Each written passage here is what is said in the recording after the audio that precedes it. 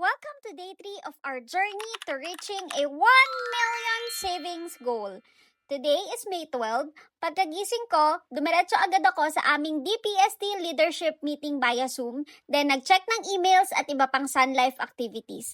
Habang ginagawa ko yon, naisip ko talaga kung gaano kalaking tulong ng work from home setup. Wow. Imagine, tipid sa pamasahe, gas, at food. Oh, wow! Hindi ka pa nainitan sa commute, naka-electric fan or aircon ka lang habang nagwo-work. Sakto rin kasi nagluto si Q ng food namin, kaya less gastos ulit today. Home-cooked meal supremacy talaga habang naghahabol ng savings goal. After work, out of branding muna tayo.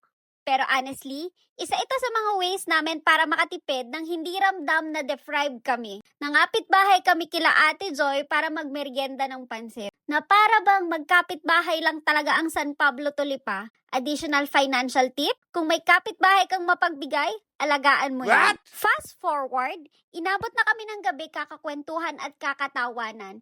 Yung iba naman naming kasama, may paghiga-higa pa sa likod na para bang ginawa ng staycation yung sasakyan. Naalala ko rin itong clip namin nung nag-advance birthday dinner kami for our Tita Nemi.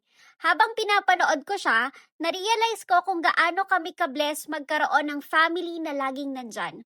Sobrang laki ng natitipid namin sa food dahil sa simpleng family gatherings. Pero higit pa doon, ramdam namin yung support at pagmamahal nila. Minsan talaga, habang hinahabol mo yung malaking goals mo, marirealize mo na hindi lang pera yung nagpapayaman sa buhay. Malaking bagay din yung mga taong handang sumuporta, mag-share at samahan ka habang nangangarap ka. Sobrang thank you po Lord for blessing them and also us. Ayun lang naman. Salamat at bukas po ulit ha. Bye!